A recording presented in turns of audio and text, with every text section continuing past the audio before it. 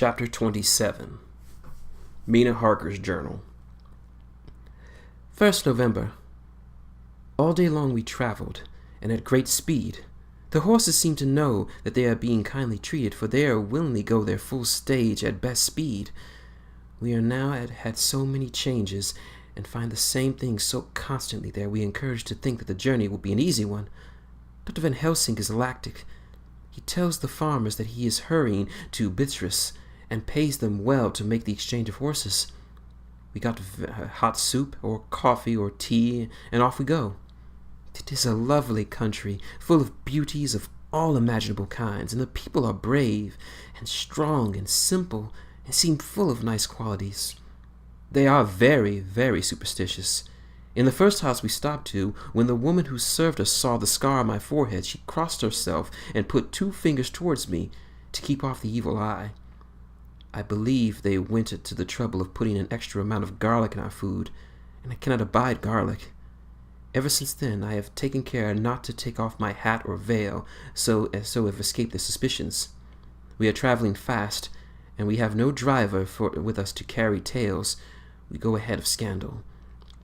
But I dare say the fear of the evil eye will follow us hard behind all the way. The professor seems tireless. All day he would not take any rest, though he made me sleep for a long spell. At sunset time he hypnotized me, and he says that I am answered as usual, darkness, lapping of water, and creaking wood, so our enemy is still on the river. I am afraid to think of Jonathan, but somehow I now have no fear for him, or for myself. I write this while we wait at the farmhouse for the horses to be gotten ready. Dr. Van Helsing is sleeping. Poor dear, he looks very tired and old and gray, but his mouth is set firmly as a conqueror's. Even in his sleep, his instinct is resolution. When we have all well started, I must make him rest whilst I drive. I shall tell him that we have days before us, and we are not to break down whilst most of us need all of our strength. All is ready. We are off shortly.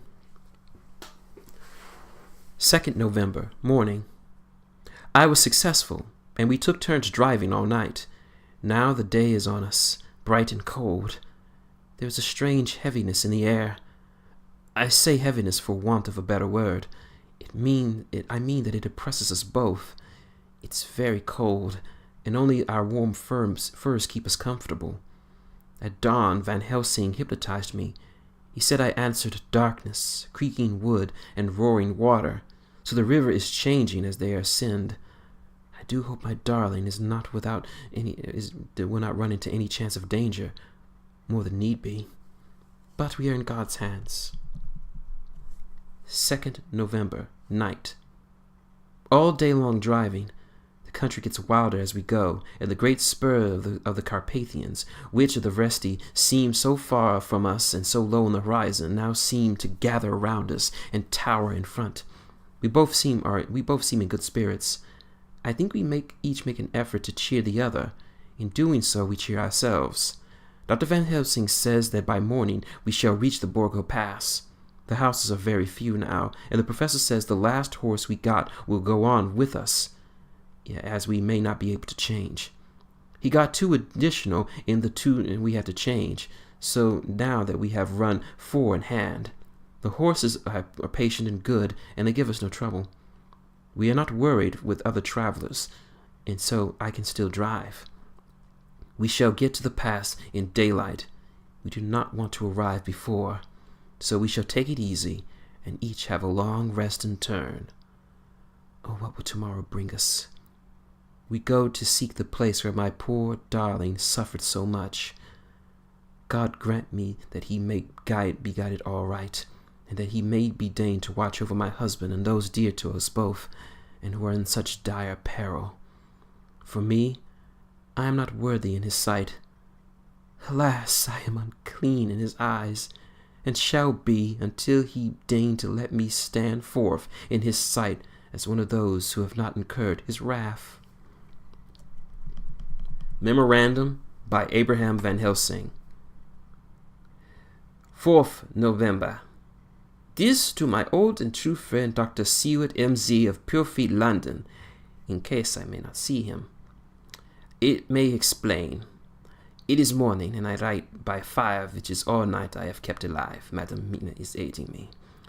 It is cold, cold, so cold that the grey, heavy sky is full of snow, which when it falls will settle for all winter on the ground is hardened to receive it.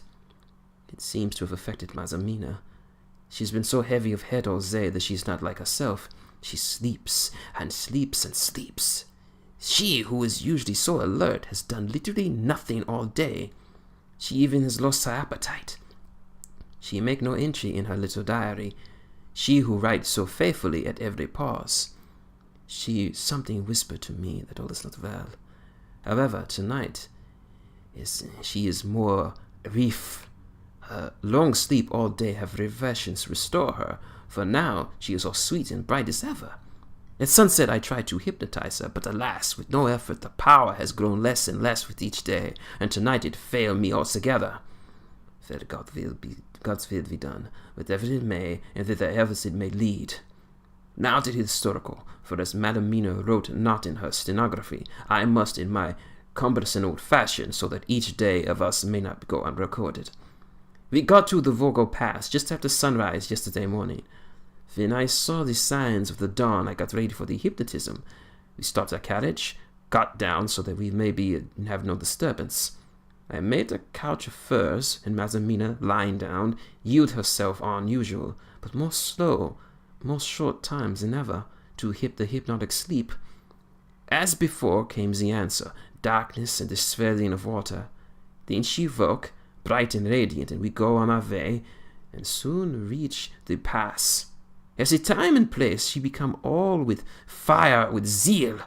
Some new guiding power be in her manifested, for this is point in the road and say, "This is the way." "How know you it?" I ask. "Of course I know it." She answered, and with pause add, "Have not my Jonathan travelled it and wrote in his journal for his travels?"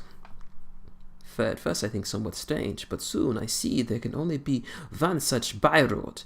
It is used but very little and very different from the coach road on the Bulvica to Bistris, which is more wide and hard and more of use.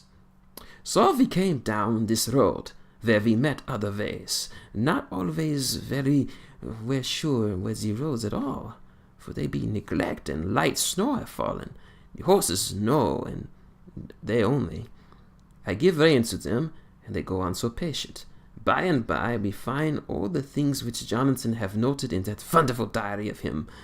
Then we go on for long, long hours and hours. At first I tell Madam Mina to sleep. She try and succeeded. She sleep all the time, till at last I feel myself too suspicious grow, and attempt to wake her, but she sleep on, and I may not wake her though I try. I do not wish to try too hard lest I harm her, for I know she may have suffered much, and sleep at times in all good to her. I think I drowse myself, for all of a sudden I feel guilt as though I have done something. I find myself bolt up with the reins in hand, and the good horses go along jog, just as ever. I look down and find Madam Mina still asleep. It is now not far off sunset time, and over the snow the light of the sun flowing to the big yellow flood, so we throw great long shadows where the mountain rise and steep. For we are going up and up. All is so wild and rocky, as if though we were at the end of the world. Then I rouse Madam Mina. This time she wake for not too much trouble, and I try to put her to hypnotic sleep, but she not sleep, being as I thought she were not. Still I try and try, till at once I find her and myself in dark. So I look round, and find that the sun had gone down. Madam Mina laugh, and I turn and look at her. She is now quite awake, and looks so well as I have never seen her since that night at Carfax, when we first entered the Count's house. I am amazed, and not at ease then. But she is so bright and tender and thoughtful for me that I forget all fear. I light fire, for we have brought a supply of wood with us, and she prepare food while I undo horses and set them. tethered to shelter, to feed. Then when I return to fire, she have my supper ready. I go to help her, but she smile and tell me that she have eaten already, that she was so hungry that she could not wait. I like it not, and I have grave doubts, but I fear to affright her, and I am silent about it. She help me, and I eat alone. Then we wrap up in fur and lie beside fire, and I tell her to go to sleep while I watch. But presently I forget all of watching, and when I suddenly remember that I watch, I find her lying quiet but awake and looking at me with so bright eyes. Once, twice more the same occurred, and I get much sleep before morning. When I wake, I try to hypnotize her, but alas! Though she shut her eyes obediently, she may not sleep. The sun rise up, and up, and up, and then sleep come to her too late, but so heavy that she's not to wake. I have to lift her up and place her in sleep in the carriage while I harness the horses and make them ready. Madam is still asleep, and she look in her sleep more healthy and redder than before, and I like it not. I am afraid of all things, even to think that I must go on my way. The stake we play is for life and death, and more than these. We must not flinch. 5th November, morning. Let me be accurate in everything, for though you and I have seen some strange things together, you may at first think that I, Van Helsing, am mad, that many horrors and the so long strain upon our nerves be the last turn of my brain. All yesterday we travelled, even getting closer to the mountains, moving into more and more wild and desert lands. There's great frowning precipices and much falling water, and nature seemed to have held some time her carnival. Madamina still sleep, and though I did have hunger and it pleased it, I could not wake her, even for food. I began to fear that the fatal spell that they placed upon her, tainted as she is with that vampire baptism. Well, said I to myself, if it be that she sleep all day, then she also do that I do not sleep at night. So we travelled to the rough road, for a road of the ancient and imperfect kind that it was. I held my head and slept. Again I waked in the sense of guilt, and of time passed, and found Mina still sleeping, and the sun slow down. But all was indeed changed. The frowning mountain seemed further away, and we were near the top of a steep rising hill, on the summit of which was such a castle Jonathan tell of in his diary. At once I exulted and feared, for now, for good or ill, the end was near. I woke Mina, and once again tried to hypnotize, but alas, unavailable until too late. Then ere in the great dark came upon us, for even as dawn's sun in the heavens reflected the gaunt sun on the snow, and all for time in the great twilight, I took out the horses and fed them in what little shelter I could. Then I make a fire, and near it I make Madam Mina, now awake and more charming than ever, sitting comfortably amidst rugs. I got food ready, but she would not eat, simply saying that she had not hunger. I did not press her, knowing of her unavailingness, but I might myself eat, for I needs now to be strong for all. Then, with the fear on me of what might be, I drew a ring so big for her comfort, round which Mina sat, and over the ring I passed some of the wafer, and broke it fine, so that all be well guarded. She stood still all the time, so still as one dead, and she grew whiter and ever whiter, till the snow was not more pale, and no word was she said. But when I drew near, she clung to me, and I could know that the poor soul shook from her, from head to feet, with a tremor that was pain to feel. I said to her presently, when she grown more quiet, "Will you not come over to the fire?" For I wished to make a test of what she could. She rose obediently, but when she made a step, she stopped and stood as one stricken. "Why not go on?" I asked. She shook her head, coming back down, sat in her place, and then looking at me with open eyes as if one waking from sleep, she said simply, "I cannot," and remained silent. I rejoiced, for I knew what she could not. None of those who we dread could. Though we might be danger in her body, yet her soul was safe. Presently the horses began to scream, and tore from their tethers till I came to them and quieted them. When they did feel my hands on them, they whined low in joy, and licked at my hands, and were quiet for a time. Many times throughout the night did I come to them, till it arrived at the cold hour when all of nature was at its lowest, and every time my coming was with them quiet of them. In the cold hour the fire began to die, and I was about to stepping forth to replenish it, for now the snow had come in flying sweeps, and with it a chill mist. Even in the dark there was a light of some kind, like there ever was over snow. It seemed as though the snow flurries and the reefs of mist took shape as of women in trailing garments. All was in dead grim silence, only for the horses to whine and cower as if in the terror of the worst. I began to fear, horrible fears, and then came to me the sense of safety in the ring where I stood. I began, too, to think of my imaginings of the night and the gloom and the unrest that I had gone through and the terrible anxiety. It was as though my memories of all of Jonathan's horrid experience had befooled me, for the snowflakes and the mist began to veil and circle around, till I could get through a shadowy glimpse of those women that would have kissed him. Then the horses cowered lower, and moaned in terror as men do in pain. Even the madness of fright was not to them, so they could not break away. I feared for my dear Madam Mina, when these weird figures drew near and circled round. I looked at her, but she sat calm and smiled at me. When I would have stepped to the fire to replenish it, she caught me and held me back and whispered, like a voice that one hears in a dream, so low it was, "No, no, do not go without. Here you are safe." I turned to her and looked her in the eyes and said, "But you, it is for you that I fear." For that she laughed, a laugh so low and unreal, and said, "Fear for me? Why fear for me?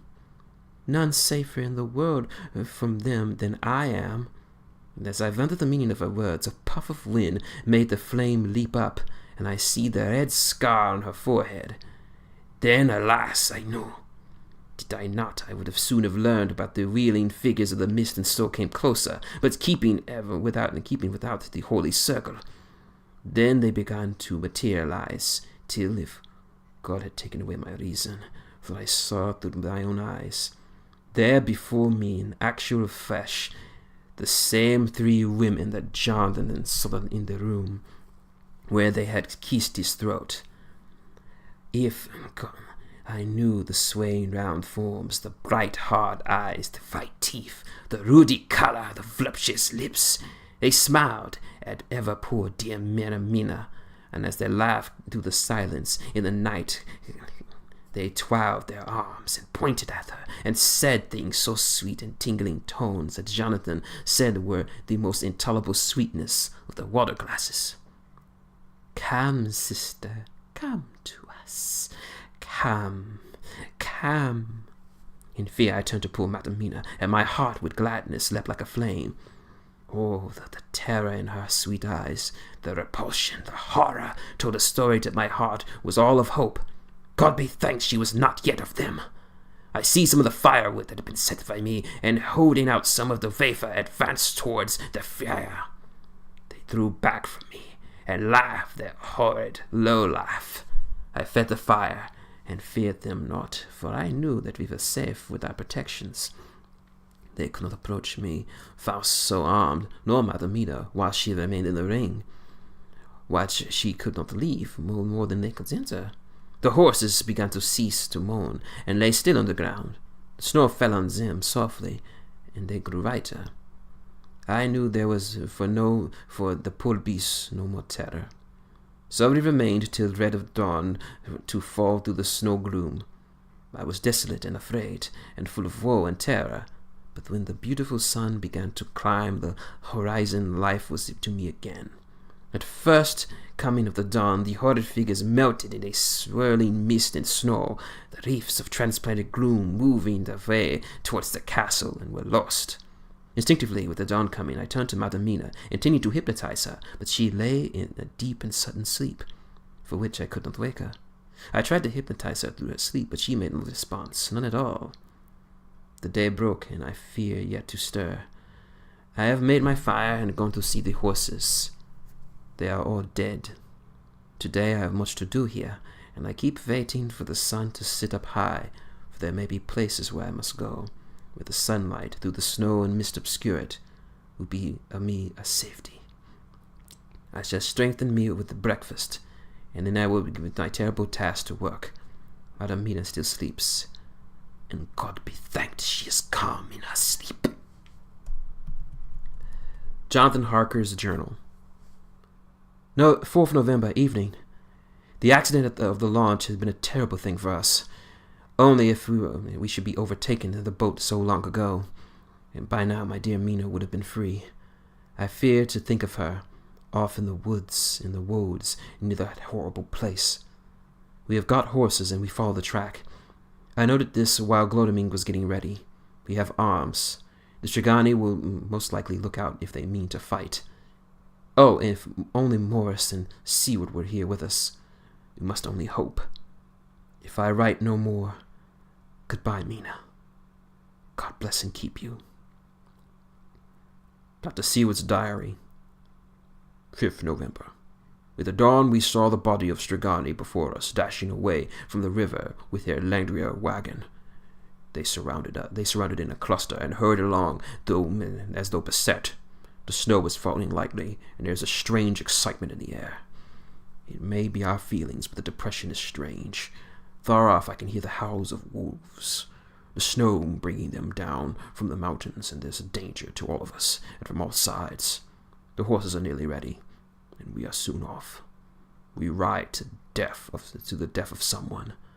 God alone knows who, or where, or what, or when, or how it may be.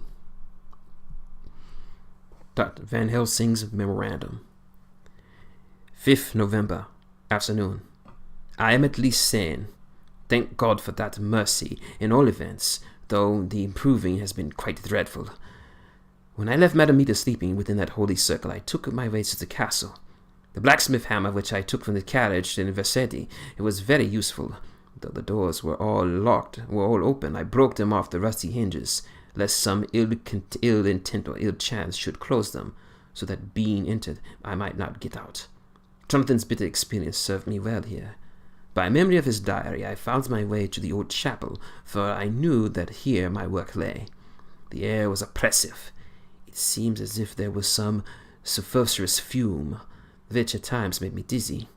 Either there was a roaring in my ears, or I hear a far-off howl of wolves. Then I bethought me of mine dear Madam Mina, and I was in terrible plight. The dilemma had me between his horns. Her I did not take into this place, but left safe from the vampire in that holy circle, and yet even there might be the wolf. I resolved me that my work lay here, and that the wolves we must submit, for if it was God's will. At any rate, it was only death and freedom beyond, so I did choose for her. Had it been so for myself, the choice would have been easy. The maw of the wolf was better than the rest in that it given to the grave of the vampire. So I make my choice to go on with my work.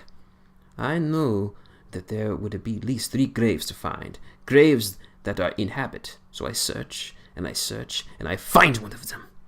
She lay in her vampire sleep, so full of life and voluptuous beauty that I shudder at the thought that I had come to do murder. I doubt not in that old time, where such things were, many a man who set forth to do such a task as mine, found at the very last his heart fail him, and his nerve. So he delay, till that mere beauty and the fascination of the wanton undead have hypnotized him, and he remained on and on until sunset come, and the vampire sleep be over. Then the beautiful eyes, the fair woman open and look love, and the voluptuous mouth present to kiss, and the man is weak, and there remained one more victim of the vampire fold, one more to swell the grim and grisly ranks of the undead.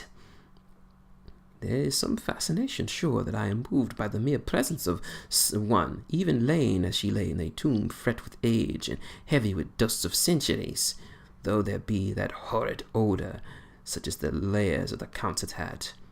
Yes, I was moved.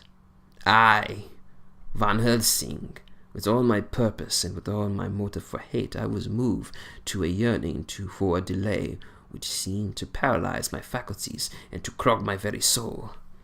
It may have been the need for natural sleep and the strange oppression of the air which began to overcome me. Certainly, it was that I was lapsing into sleep. The open-eyed sleep of one who yields to the sweet fascination, when there might through the snow-stilted air a low, long wail, so full of woe and pity it woke me like the sound of a carrion, for it was the voice of my dear Madam Mina that I heard. Then I braced myself again with my horrible task, and found, by retching away tomb slabs, one of the sisters, the other dark one. I dare not pause to look at her, for I see then that she had her sister, lest once more I shall begin to enthrall. But I go on my search until presently I find a high great tomb, as if one made one beloved of the other fair sister which, like Jonathan, I had seen to gather herself out of the atoms of the mist. She was so fair to look upon, so radiantly beautiful, so exquisitely voluptuous, that the very instinct of man in me, which caused some of my sex to love and to protect one of hers, made my head swell with new emotion. With God be thanked, that soul wail of my dear Madam Mina had not died out of my ears, and before the spell could rot further upon me, I had nerved myself to my wild work. By the time I had searched all the tombs of the chapel, so far as I could tell, and as there would be only 3 of these undead phantoms around us in the night, I took there was no more activity of undead existent. There was one great tomb, more loudly than the rest, huge, and as it was, and nobly portioned on it, but one word: Dracula. This then was the undead home of the king vampire, to whom so many were due. Its emptiness spoke eloquently to make it certain before I knew. Before I began to restore these women to their dead selves through my awful work, I laid in Dracula's tomb some of the wafer, and banished it from him, undead forever. Then began my terrible task, and I dreaded it. Had it been but one, it might have been easy comparative, but 3? To be twice more after what I thought the deed of horror, for it was terrible with the sweet Miss Lucy. What would it be with these strange ones who had survived through the centuries, and who had been strengthened by the passing of years, who would, if they could, have fought for their foul lives? Oh, my friend John, but it is butcher's work. Had I not have been nerved by the thoughts of other dead and of the living whom hung in such pale fear, I could not have gone on. I tremble and trembled even yet, though all was over. God be thanked, my nerve did stand. That I had not seen the repose in the first place, and the gladness that stole over it just ere the final desolation came, as realization that the soul had been won. I could not have gone further with my butchery. I could not have endured the horrid screeching that the stake drove home, the plunging of writhing foam in the lips of bloody foam. I should have fled in terror and left my work undone, but it is over. And the poor souls, I can pity them now and weep, as I think of them placid each in their full sleep of death, for short erring fading. For friend John hardly had my knife severed the head of each, before the whole body began to melt away and crumbled into its native dust, as though the death should have come centuries agone, had at least asserted himself and say once again and loud, "I am here!" Before I left the castle, I so fixed the entrances so that never more can enter there undead. When I stepped into the circle where Madam slept, she woke from her sleep, and seeing me, cried out in pain, as I endured too much, "Come, she said. "Come away from this awful place. Let us go to meet my husband, who is, I know, coming towards us." She looked thin and pale and weak, but her eyes were pure and glowed with fervor. I am glad to see her paleness and illness, for my mind is full of the fresh horrors of that ruddy vampire sleep. And so, with trust and hope, and yet full of fear, we go eastward to meet our friends. And him, who Madam Mina tell me she know are coming to meet us. Mina Harker's journal. 6th November. It is late in the afternoon when Professor and I took our way towards the east, where I knew Jonathan was coming. We did not go fast, though the way was steeply downhill, for we had taken huge rugs and wraps with us. We dared not face the possibility of being left without warmth from the cold and snow. We had to take some of our provisions, too, for we were in the perfect desolation, and so far we could see that from the snowfall, there was not even a sign of habitation. When we had gone about a mile, I was tired with the heavy walking and sat down to rest.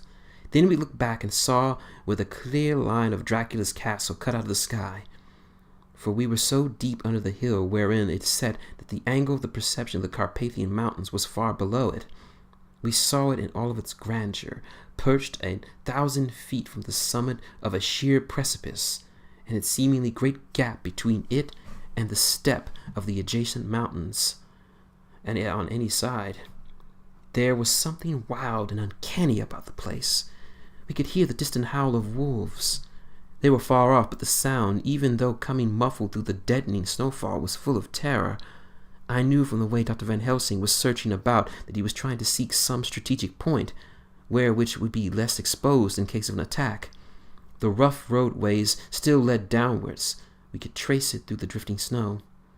In a little while the professor signaled to me, so I got up and joined him. We found a wonderful little spot, a sort of natural hollow in a rock with an entrance like a doorway between two boulders. He took me by the hand and drew me in. "See," he said, "here you will be in shelter, and if the wolves do come, I can meet them one on one." He brought in furs and made a snug nest for me, and got out some provisions and forced them upon me, but I could not eat. To even try to do so was repulsive to me, and as much as I would like to have pleased him, I could not bring myself to attempt. He looked very sad, but did not reproach me. Taking his field glasses from his case, he stood up on top of the rock and began to search the horizon. Suddenly he called out, "Look! Madam Mina, look! Looks!" I sprang up and stood beside him on the rock. He handed me his glasses and pointed. The snow was now falling more heavily and swirling around fiercely, for a high wind was beginning to blow. However, there were times when there were pauses between the snow flurries, and I could see a long way round. From the height where we were, it was possible to see a great distance, and far off, beyond the white waste of snow, I could see the river lying like a black ribbon in kinks and curls as it wound its way. Straight in front of us, and not far off, in fact so near I wonder if we had not noticed it before, came a group of mounted men hurrying along. In the midst of them was a cart, a long letter wagon, which sweeping from side to side like a dog's tail wagging, with each stern inequality on the road. Outlined against the snow as they were, I could see from the men's clothes that they were peasants or gypsies of some kind. On the cart was a great square chest. My heart leapt as I saw it, for I felt the end was coming. The evening was now drawing close, and we knew that sunset was the thing which had till then imprisoned in there would take new freedom and could take any of the many forms, eluding all pursuit. In fear, I turned to the professor. To my consternation, however, he was not there. An instant later, I saw him below me. Round the rock, he had drawn a circle, such as we had found shelter in last night. When it completed, he stood beside me again, saying, "At least you shall be safe here from him." He took the glasses from me, and on the next lull of the sweep of the whole space below us, "See," he said, "they're coming quickly. They are flogging the horses and galloping as hard as they can." He paused and went in a low voice, "They are racing for the sunset. We may still be too late. God will be done." Down came another blinding rush of driven snow, and the whole landscape blotted out. It soon passed, however, and once more his glasses were fixed upon the plain. Then came a sudden cry. "Look, look, look, see, those two horsemen following up fast from the south. It must be Quincy and John. Take the glass. Look before the snowballs have blotted out completely." I took it and looked. The two men might be Dr. Seward and Mr. Morris. I knew at all events that neither of them were Jonathan. At the same time, I knew Jonathan was not far off. Looking around, I saw on the north side coming up another party of 2 other men riding at breakneck speed. One of them I knew was Jonathan, and the other I took, of course, to be Lord Godalming. They were pursuing the party in a cart. When I told the professor, he shouted in glee like a schoolboy, and after looking intently till the snowfall made it nigh impossible, he laid his Winchester rifle ready for use against the boulder at the opening of our shelter. "They are all converging. When the time comes, we shall have the gypsies on all sides." I got out my revolver ready at hand, for whilst we were speaking, the howling of wolves came louder and closer. When the snowstorm abated for a moment, we looked again. It was strange to see the snow falling in such heavy snowflakes so close to us, and beyond, the sun shining more and more brightly as it sank down towards the far mountain tops. Sweeping the glass around us, I could see here and there dots moving singly and in 2s and 3s and larger numbers. The wolves were gathering for their prey. Every instant seemed to age whilst we waited. The wind came now in fierce bursts, and the snow was driven in flurries as it swept upon us in circling eddies. At times we could not see an arm's length before us, but at others, as the howling sounded wind swept us, it seemed to be cleared the airspace around us so we could see far off. We had of late been so accustomed to watch sunrise and sunset that we knew for fairly accuracy that it would be, and we knew that before the sun would set. It was hard to believe that by our watches it was less than an hour that we had to wait in the rocky shelter before the various bodies began to converge upon us. The wind now came fiercer and more bitter sweeps, and steadily from the north. It seemed to have driven the snow clouds for us, for only occasional bursts the snow fell. We could distinguish clearly the individuals of each party, the pursued and the pursuers. Strangely enough, those pursued did not seem to realize, or at least care, that they were being pursued. They seemed, however, to hasten with redoubled speed as the sun dropped lower and lower on the mountain tops. Closer and closer they drew.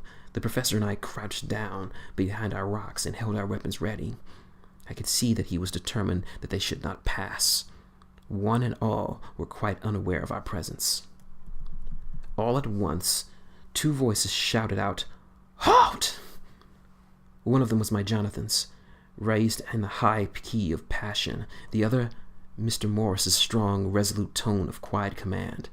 The gypsies may not know the language, but there was no mistaking the tone.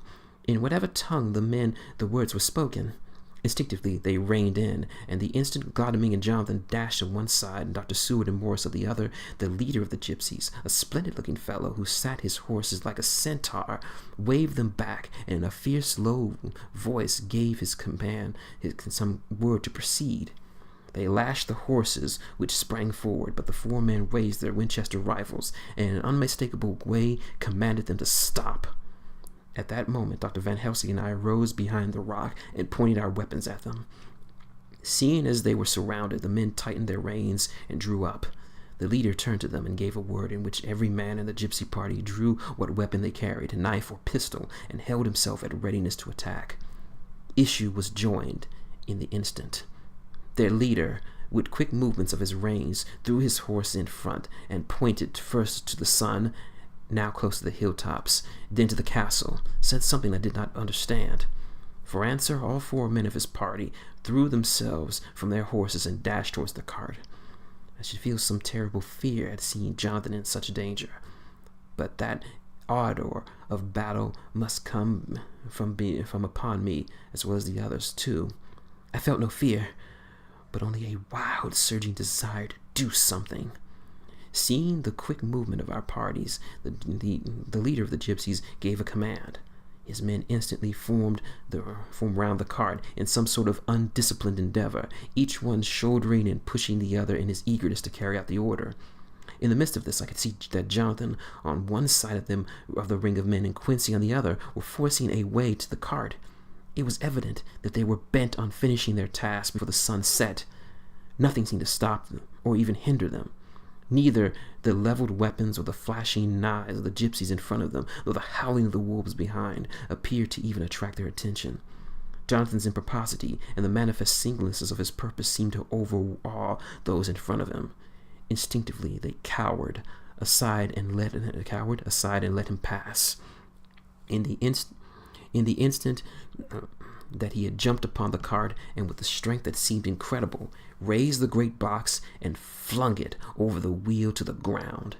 In the meantime, Mr. Morris had used his force to pass the gypsies a flash as he won his way through them, and they cut at him. He had parried with his great bowie knife, and at first thought he had come through safely. But as he sprang beside Jonathan, who had now jumped from the cart, I could see that his left hand he was clutching at his side, and that blood was spurting through his fingers. He did not delay, notwithstanding this, for Jonathan, with desperate energy, attacked one in the end of the chest, attempting to pry off the lid with his great kukri knife. He attacked the other furiously with his bowie. Under the efforts of both men, the lid began to yield. The nails drew with a quick screeching sound, and the top of the box was thrown back. By this time, the gypsies, seeing themselves covered by the Winchesters and at the mercy of Lord Godalming and Dr. Seward, had given in and had made no more resistance. The sun was almost down over the mountain tops, and the shadows of the whole group fell long over the snow.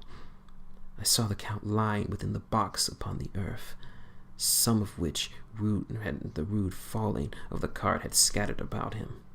He was deathly pale, just like a waxen image, and the red eyes glared with horrible vindictive look that I knew all too well. As I looked, the eyes saw the sinking sun, and the look of hate in them turned to triumph. But on an instinct came the sweep and flash of Jonathan's great knife. I shrieked as I saw it sheared through the throat, whilst at the same moment Mr. Morris's bowie knife plunged into the heart. It was a miracle, but before our eyes, and almost at the drawing of a breath, the whole body crumbled into dust and passed from our sight. I shall be glad, as long as I live, that in that moment of final dissolution there was in the fact a look of peace, as such as I could never have imagined have rested there. The castle of Dracula now stood out against the red sky, and every stone of its broken battlements was articulated against the light of the setting sun. The gypsies, taking us as in some way the cause of extraordinary disappearance of the dead man, turned without a word and rode away as if for their lives. Those who were unmounted jumped on the letter wagon and shouted for the horsemen not to desert them. The wolves, which had withdrawn from a safe distance, followed in their wake, leaving us alone. Mr. Morris, who had sunk to the ground, leaned on an elbow, holding his hand pressed to his side, the blood still gushing from his fingers. I flew to him, for the holy circle did not keep me back. So did the two doctors. Jonathan knelt behind him, and the wounded man laid back on his head on the boulder on his shoulder. With a sigh, he took, with feeble effort, my hand in his own, which was unstained. He must have seen the anguish in my heart on my face, for he smiled and said to me, "I'm only too happy that I've been of any service to you. Oh, God!" He cried suddenly, struggling to keep up a sitting posture, and pointed to me. "It was worth it. It was worth for this to die. Look now." The sun was right now upon the mountain top, and the red gleams fell upon my face, so that it was bathed in rosy light. With one impulse the men sunk to their knees, and a deep and earnest amen broke out from all of them as their eyes followed the pointing of his finger. The dying man spoke. "Now God be thanked that all has been done and not done in vain. See, The snow is not more stainless than her forehead. The curse has passed away. And to our bitter grief, with a smile and in silence, he died, a gallant gentleman. Note: 7 years ago, we all went through the flames, and the happiness of some of us there is, we think, well worth the pain we endured. It is an added joy to Mina and me that our boy's birthday is the same day on which Quincy Morris died. His mother holds, I know, the secret belief that some of our brave friend's spirit passed into him. His bundle of names links ours to the little band of men together, but we call him Quincy. In the summer of this year, we made a journey to Transylvania, and went over the old grounds for which it is still to us so full of vivid and terrible memories. It's almost impossible to believe that the things that which we had seen with our own eyes and heard with our own ears were living truths. Every trace of all that has been blotted out. The castle stood as before, reared high above the waste of desolation. When we got home, we were talking of the old time, which we all looked back without despair, for Glaudeming and Seward were both now happily married. I took the papers from the safe from which they had been since I returned so long ago. We were struck with the fact that in all the mass of material that which we record were composed, there was hardly one authentic document, nothing but a mass of typewriting, except for the latter notebooks of Mina and Seward and myself, and Van Helsing's memorandum. We could have hardly asked anyone, even did we wish to accept these as proof so wild a story. Van Helsing summed it all up as he said, with our boy on his knee, "We want no proofs. We ask none to believe us. This boy will some day know what a brave and gallant woman his mother is. Already he knows her sweetness and loving care. Later on, he will understand how some men so loves her that they did much for her sake." Jonathan Harker. The End.